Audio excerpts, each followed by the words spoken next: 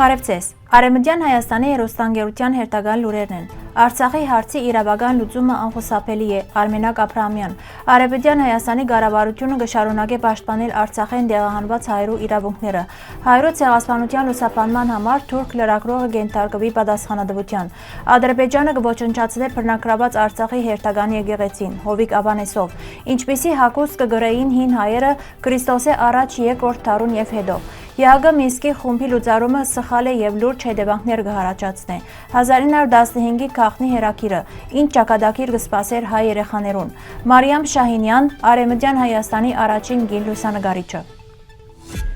Արևմտյան Հայաստանի պետական հեռուստատեսության տված հարցազրույցի ընթացքին Արևմտյան Հայաստանի Հանրապետության նախագահ բարոն Արմենակ Աբրահամյան շեշտեց, որ Արցախի հարցը պետք է անպայման լուծվի միջազգային դատական մեխանիզմներու միջոցով։ Նախագահը նշեց, որ որոշ շրջանակներ կփորձեն հոգեբանորեն շեղել հասարակության, կարծելով, թե սա թատերական գործընթաց է, սակայն իրականությունը այլ է։ Արցախի հարցը պետք է լուծվի դատարանի մեջ։ Մեծ տիրությունները միջամտության կդիմեն միայն այն բարակային, երբ գործընթացը կընթանա իրավական դաշտի մեջ։ Մենք պարտավոր ենք հարգել միջազգային դատարաններու ընդունված որոշումները, հատկապես Արցախի հայության վերադարձի իրավունքի վերաբերյալ, ըստ Արմենակ Աբրահամյան։ Ան ընդգծեց, որ Հայաստանը չի կրնար եւ պետք է հրաժարի իր իրավունքներեն անկախ ներքին կամ արտաքին գործիքներու ճնշումեն։ Մեր ժողովրդին հանդեպ կատարվածը կպահանջի պատասխանատվություն։ Մեր հողերու վրա, մեր ժառանգության դեմ գործված հանցագործությունները չեն կրնար մնալ անպատիժ, հայտարարեց ան։ Արմենակ Աբրահամյան առանձնագի կարևորություն տվավ նաև այն իրողության, որ ադրբեջանական իշխանություններուն կողմէ հայկական գերեզմաններու եւ մշակութային ժառանգության հետևողական ոչնչացումը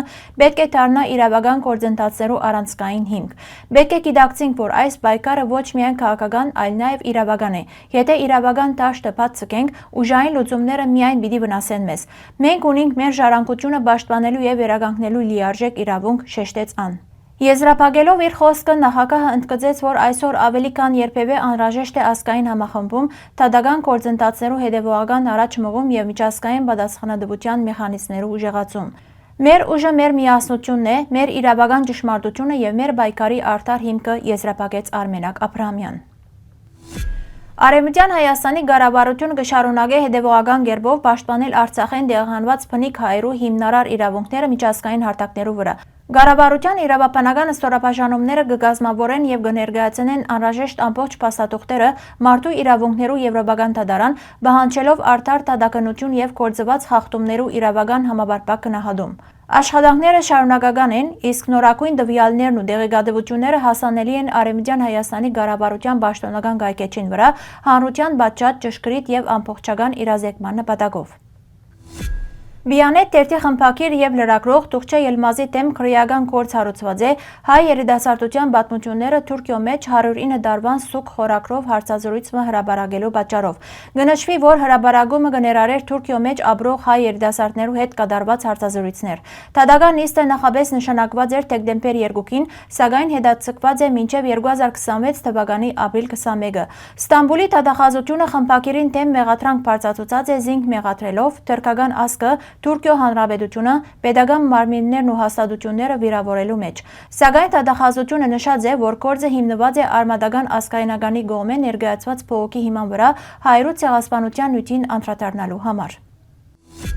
Արցախի մշակութային ժառանգության մարդու իրավունքներու պաշտպան Հովիկ Ավանեսով կզգուշացնե, թե բռնակրաված Արցախի տարածքին գտնվող 17-րդ դարու Սուրբ Ամենափրկիչ վանքը Բաքվի ռեժիմի կողմէ լուրջ վնասներ կրած է։ 2024-2025 թվականի ընթացքին վանքի մետաղյա ծածկի մեծ մասը հերացված է։ Վանքը, որը կներառե եկեղեցի, մադուր, օժանդակ շինություններ եւ խաչքարեր, դակավին չէ ներառված Ադրբեջանի հուշարձաններու պետական ցանկին մեջ։ Այս դեպքը կներկայացնե հայկական մշակութային ժառանգության համագարկված ոչնչացման օրինակը, նպատակ ունենալով վերացնել Արցախի մեջ հայ ժողովրդի պատմական հետքը, աղավաղել իրական պատմությունը եւ ոտնահարել միջազգային իրավունքը։ Միջազգային համայնքը պարտավոր է անհաբաղ միջամտել ապահովելու համար ոչ միայն վանքի, այլ նաեւ Արցախի բոլոր պատմական հուշարձաններու ամբողջական պաշտպանությունը։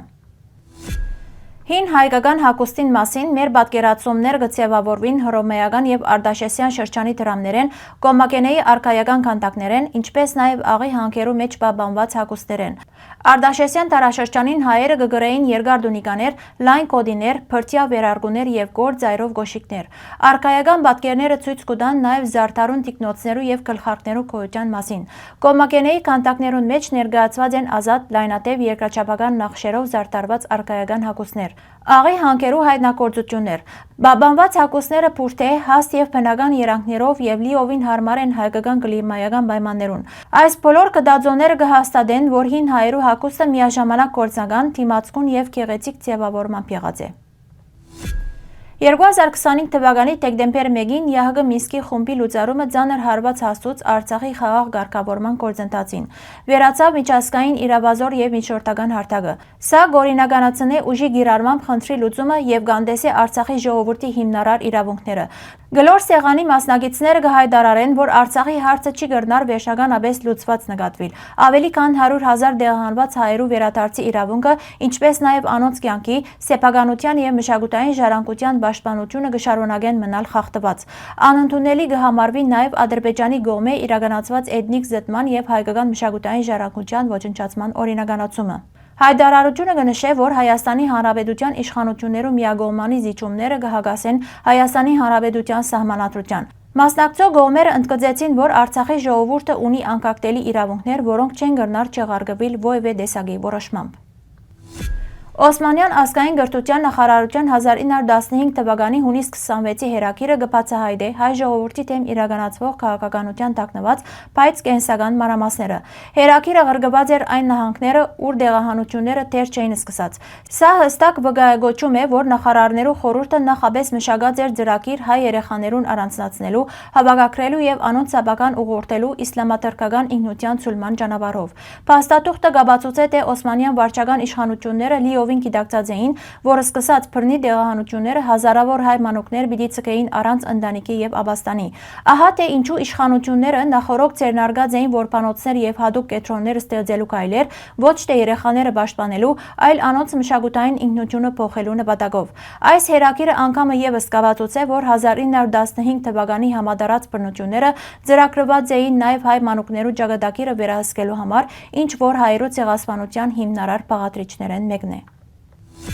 Արևմտյան Հայաստանի մշակութային կյանքի կարևոր շերտերեն մեկը նոր լույս կստանա Կոստանդնուպոլսո Սերը Բերայի մուտ սենյակը թատերական ներկայացման միջոցով, որ կփեմադրվի Կոստանդնուպոլսո թատերական փառատոնի ծիրին մեջ։ Ներկայացումը քաղաքը կդարձնե կենդանի բեմ, իսկ շրջայցը պատմական ուղեկրությունը ներշնչված Արևմտյան Հայաստանի առաջին գի լուսանկարիչ Մարիամ Շահինյանեն։ Մարիամ Շահինյան ծնած է 1911 թվականին Սեբաստիո մեջ։ 1915 թվականի ողբերգական դեպքերուն ականատես ըլալեի հետ ընտանիքը բարդատրված է տեղափոխվել Կոստանդնուպոլիս։ Այստեղ սկիզբ կառնե Մարիամի լուսանկարչական ուղին։ Անոր հայրը 1933-ին կդառնա ֆոտո Գալատասարայ արվեստանոցի գործընկերը, իսկ Մարիամը մանկուտենեն կմտնե լուսանկարչության աշխարհը։ 1937 թվականին ան ամբողջովին կստանցնե արվեստանոցի ղեկը, դառնալով ընտանիքի հենասյունը։ Իր ամբողջ կյանքը արվեստին նվիրաբերած Մարիամ Շահինյան կստեղծե մոտավորապես 200,000 լուսանկարները փակացած բացառիկ ժառանգությունը, բահելով Կոստանդնուպոլսո բազմաշերտ իրականությունը, մարդոց դեմքերը, ընտանիքներու պատմությունները եւ քաղաքային միջավայրը։ Դասնամյակներ շարունակ անոր տեսախցիկը կդառնա այն հայելին, որուն մեջ կարտացոլվի ոչ միայն քաղաքը, այլ նաեւ ամբողջ Արևմտյան Հայաստանի պատմական հիշողությունը, ապրող, շնչող եւ լուսավորող։ Ան կմահանա 1996 թվականին Կոստանդնուպոլսո մեջ։ Անոր ստեղծած եզակի արխիվը այսօր ալ կշարունակի ապրիլ իբրև Կոստանդնուպոլսո մշակութային հիշողության եւ հայկական ներկայության անչնչելի վկայություն։ Հարգելի հայրենագիտներ, այսօրվան համար այսքան էինք նախատեսած։ Շնորհակալություն ձեր ուշադրության համար։ Լավ մնացեք։